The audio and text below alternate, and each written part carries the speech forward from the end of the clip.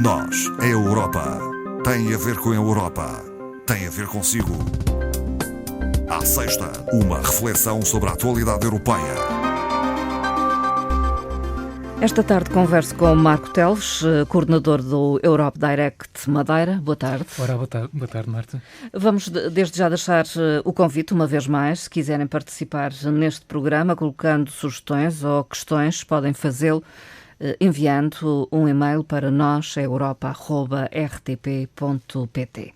Marco Teles, vamos começar a nossa conversa com uma referência quase obrigatória às relações União Europeia-Rússia, aliás, neste contexto diplomático difícil. Sim, se calhar as relações mundo-Rússia, de certa Exato. forma.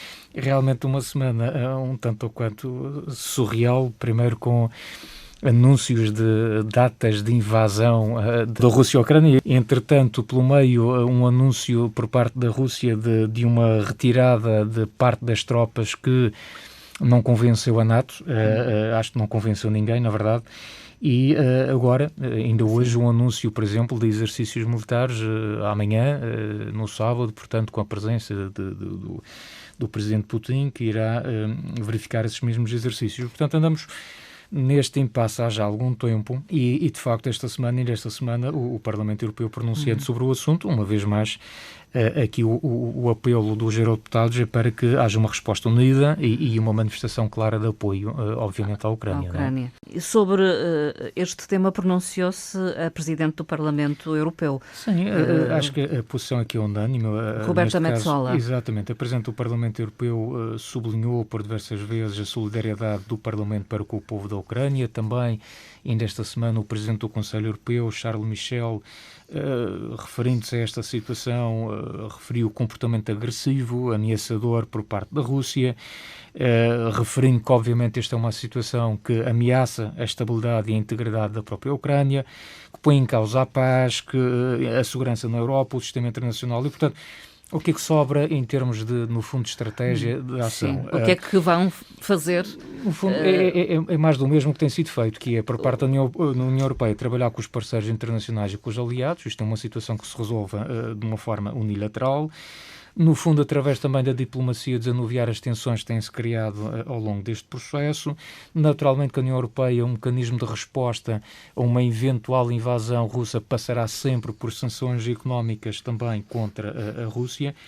E, por outro lado, este aspecto parece-me importante, que ainda esta semana o Presidente da Comissão referia-se a este aspecto, que é será importantíssimo para o futuro, um futuro já muito próximo, libertar a União Europeia da dependência que tem no que toca à questão da energia, neste caso do gás proveniente da Rússia, e essa libertação dessa dependência não significa criar outras, significa sim apostar cada vez mais nas energias renováveis, como é óbvio. Sim. E, portanto, este aspecto me parece importante. Aliás, esta pandemia também veio a trazer veio destacar outras dependências que a União Europeia tinha face a países terceiros. Isto é um aspecto bastante importante.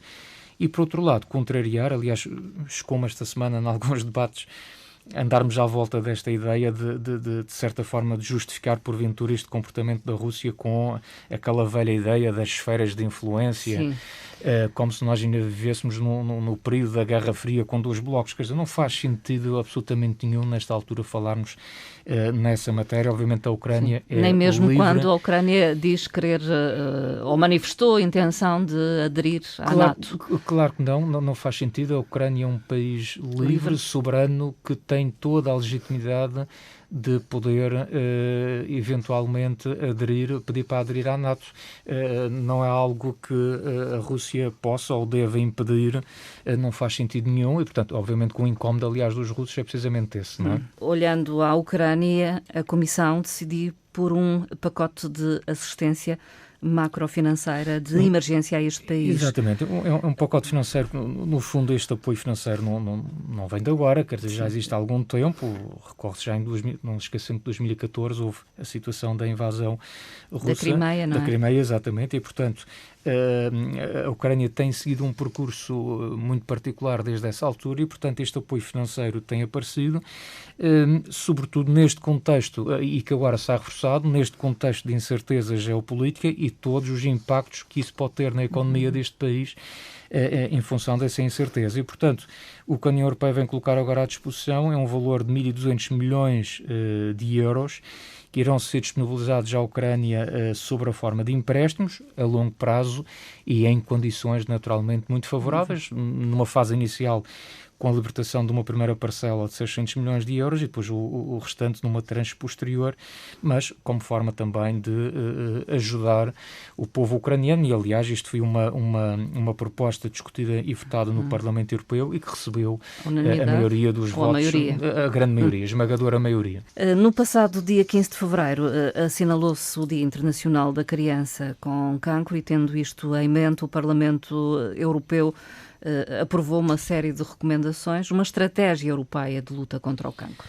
A estratégia, efetivamente, ela já existe há muito tempo, mas como todas as estratégias têm que ser revistas depois no tempo. Atualizadas. Têm que ser atualizadas para precisamente serem melhoradas, para serem mais eficazes, mais eficientes. E, portanto, esta discussão surge na sequência da celebração no dia 15 de fevereiro, esta semana, portanto, do Dia Internacional da Criança com Cancro. Infelizmente, em 2020 foram diagnosticados 16 mil novos casos de crianças com cancro apenas na União Europeia. E diz que tem tendência a aumentar, não é? E isto tem tendência a aumentar. Estima-se que, se não houver nada de novo neste domínio, os casos poderão aumentar em mais de 24% até 2035, portanto, nos próximos 10 anos, pouco mais do que isso, tornando-se mesmo a principal causa de morte na União Europeia. Portanto, é um problema real, grave e que requer precisamente que se mexa nesta estratégia e que se melhore a estratégia. Portanto, o Parlamento Europeu avançou, como a Marta referia bem, com algumas recomendações. Foi, de resto, também, essas recomendações foram aprovadas pela larga maioria dos deputados. Só por curiosidade, apenas 15 contra e 27 abstenções. Portanto, a esmagadora maioria naturalmente favorável. E algumas dessas medidas têm a ver, por exemplo, com a redução também da questão do consumo de álcool e avançar, por exemplo, uma melhor rotulagem das bebidas alcoólicas. Há um foco na prevenção, é isso? O foco, isso aí é inevitável. A sensibilização. Já se percebeu que a melhor forma de combater esta doença passa precisamente pela prevenção, até porque 40% de todos os cancros, portanto, visto na sua totalidade, podem ser evitáveis, não é? Portanto, ou são evitáveis através dessas ações de coordenação preventivas. E, portanto, a prevenção é realmente a palavra de ordem. Há também aqui depois algumas medidas mais concretas, nomeadamente no que toca à igualdade de acesso a cuidados oncológicos transfronteiriços. No fundo, permitirmos a mobilidade e o acesso a equipamentos e cuidados que são altamente especializados e que às vezes estão num Estado-membro e não estão imediatamente disponíveis no outro, e que se possa fazer uma melhor articulação dessas possibilidades. O que não é de todo justificável é que, por exemplo, hajam diferenças como existe agora, consoante o tipo de cancro que nós estamos a falar, porque não é igual para todos, mas diferenças de deficiência no combate à doença que chegam a 25%, em que em alguns países há eficácia, no outro essas diferenças são muito grandes e, portanto, sendo nós todos europeus, é óbvio, como a Marta refere, não faz sentido que isso seja assim. Uma medida assim muito concreta também, ou uma recomendação muito concreta que o Parlamento avançou, que me parece interessante, que é garantir o direito a ser esquecido. E isto o que é? No fundo, é garantir que os sobreviventes de cancro não sejam discriminados em relação aos outros cidadãos, por exemplo, no que respeita ao acesso ao crédito.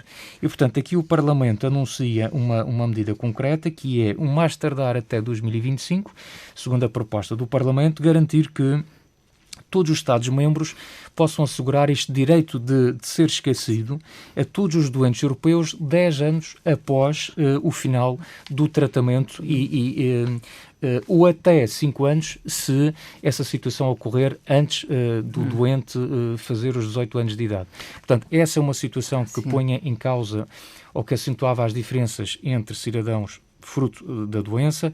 Uma outra também é a inclusão de outros tipos de cancro no novo programa de rastreio, para além dos habituais que nós já conhecemos. Sim. E depois uma outra medida, apenas só para citar algumas, que tem a ver com uma maior transparência por parte do sistema farmacêutico, pensando aqui, no fundo, em exigir, digamos, que uma certa responsabilidade pública neste setor, e isso, obviamente, no sentido de baixar os preços dos medicamentos utilizados nas terapêuticas desta doença. Não é? Penso que é importante referir que se fala também na aquisição conjunta, tal como sucedeu em relação às vacinas, poder vir a suceder os medicamentos de tratamento para o cancro. É outra proposta que, com a experiência daquilo que aconteceu nas vacinas, já se percebeu que resulta, porque a aquisição conjunta, como referiu, iria permitir outra capacidade de negociação e, no seguimento disto, iríamos conseguir preços mais baixos para a aquisição desses mesmos medicamentos. Uma outra questão tem a ver com o facto do Tribunal de Justiça da União Europeia ter rejeitado um recurso interposto pela Hungria e pela Polónia, e tudo isto tem a ver com o acesso ao financiamento do orçamento comunitário e ao respeito pelos Estados-membros, pelo Estado de Direito. Exato. Vamos ter que recuar um pouco e explicar porque é que tudo isto aconteceu. Se calhar até, antes de recuar, já falar um bocadinho no futuro, para dizer que, precisamente nesta matéria que a Marta estava a referir, uma delegação da Comissão, a chamada Comissão das Liberdades Cívicas, Justiça e Assuntos Internos, irá estar presente na próxima quarta-feira em Varsóvia, precisamente para verificar esta possível violação dos valores da União Europeia por parte da Polónia. O que é esta posição, no fundo, do Tribunal de Justiça da União Europeia? No fundo, vem dizer que os países que, porventura, venham a abdicar dos valores que são essenciais dentro da União Europeia podem ver os fundos europeus ou reduzidos ou eventualmente até suspensos, congelados, o que nós quisermos no fundo dizer. E que valores são esses que nós estamos aqui a falar? Estamos a falar dos valores essenciais que caracterizam a União Europeia, são o nosso ADN, a democracia, a igualdade, o respeito por direitos humanos, a não discriminação, justiça, portanto são valores essenciais com que os europeus, com que a União Europeia se identifica, e portanto o que os juízes deste tribunal vieram a dizer, e bem, no meu entender bem, é que se estes valores estão na base de adesão de um país à União Europeia, não pode esse Estado-membro, depois de fazer parte da União Europeia, deixar de respeitar estes mesmos valores. Portanto, isto é uma condição para entrar, mas uma vez estando dentro da União Europeia, esses valores são para continuar a ser defendidos. No fundo, porque surge este mecanismo do Estado de Direito? Basicamente, este mecanismo surgiu para já quando se começou com a questão das negociações deste pacote do quadro financeiro plurianual e do pacote extraordinário que decorria por causa da situação da pandemia. Portanto, os tais 750 mil milhões adicionais ao habitual quadro plurianual. Obviamente que todo este pacote financeiro, que é muito alto, faz-nos pensar ou fez pensar os Estados-membros de como gerir isto da melhor forma. E, portanto, esse sistema acabou por entrar em vigor em janeiro de 2021, portanto, esta possibilidade de, eventualmente, um país que não respeitasse esses valores ver esse apoio reduzido, mas, a partir deste momento que entrou em vigor, a Hungria e a Polónia avançaram com ações legais. Aliás, foi no início de outubro que o Tribunal Constitucional da Polónia veio precisamente dizer que a lei nacional não tinha que se subordinar ao direito europeu. Isso foi algo que caiu que nem uma bomba em todos os líderes europeus, que não calhou bem em nenhum Estado-membro, exceto, obviamente, precisamente a Hungria e a Polónia. E, na altura, exigia-se da Comissão Europeia já uma resposta firme em relação a isto. O que a Presidente da Comissão Europeia veio dizer na altura é que iria aguardar que fosse o Tribunal a se pronunciar sobre essa matéria, e foi isso que efetivamente aconteceu. Portanto, o Tribunal já se veio pronunciar a dizer que, de facto, é legítimo que haja este mecanismo, digamos que de controle, se quisermos, nos moldes em que nós aqui o definimos. E então o que é que se segue? Já que há esta determinação do Tribunal de Justiça. O que se segue agora é uma situação um bocadinho delicada apenas por uma razão. É que, obviamente, agora, digamos que a bola está do lado da Comissão Europeia. Mas há aqui apenas uma situação delicada, que é precisamente o facto da Hungria ter eleições legislativas agora no mês de abril. E, portanto, torna todo o ambiente político mais sensível do que o habitual. Mais crispado. Agora, há toda uma validade deste processo, deste mecanismo. Aliás, isto é um processo que decorre por etapas, que já está perfeitamente definido. No fundo, o Executivo Comunitário, a Comissão, tem que abrir um processo judicial contra o Estado-membro que é suspeito de violar as regras da União Europeia. Esse país que é acusado tem depois um determinado tempo para responder à acusação, trocar informações e corrigir, obviamente, a situação irregular, se assim o quiser. E depois, se a Comissão entender que essa irregularidade persiste, é emitido formalmente um pedido para congelar, no fundo, congelar os fundos da União Europeia, e essa decisão tem que ser aprovada por uma maioria qualificada por parte dos Estados-membros, ou seja, falamos de 55% dos países da União Europeia. Portanto, este é o processo, que... Moroso, não será superior a um ano. Fala-se de qualquer coisa 6, 9 meses por aí, mas sim, é um processo que creio que vamos possivelmente ver a ser colocado em prática, pelo menos por parte da Polónia, mantiver a postura que tem tido em determinadas matérias, não é? E que podemos vir a assistir a essa situação, claro que sim. Uma última nota para referir que membros da Agência Nacional do Programa Erasmus estarão proximamente na região autónoma da Madeira. Sim, aliás, a presença da Agência Nacional Erasmus é regular, felizmente, aliás, em todo o país. Este ano de uma forma especial, porque estamos a celebrar os 35 anos deste programa fantástico que é o programa Erasmus+. E, portanto, a Agência Nacional estará presente aqui na região na próxima semana, com um programa bastante completo, 3 dias de iniciativas, num primeiro dia, digamos que mais formal, com a presença da diretora da Agência Nacional e que terá reuniões diretamente com a Secretaria da Educação, e também um encontro com as direções das escolas e instituições do setor da educação e formação aqui na RAM. Depois, no dia 23, uma sessão de lançamento das comemorações dos 35 anos do programa Erasmus, que irá decorrer no Centro de Congressos da Madeira, e também haverá, para fechar no dia seguinte, depois uma reunião de trabalho, no fundo, digamos que basicamente com os mesmos objetivos, mas ligadas aqui ao ensino superior, porque o programa tem as suas particularidades no que toca à situação do ensino superior. Mas, claramente, uma vinda que é de salutar, porque, embora não tenha assim números comigo, a minha percepção no que toca ao parque escolar aqui na região, de facto, é que, se nós recuássemos aqui 10, 15 anos, pontualmente ouvíamos falar de um programa Erasmus nas escolas.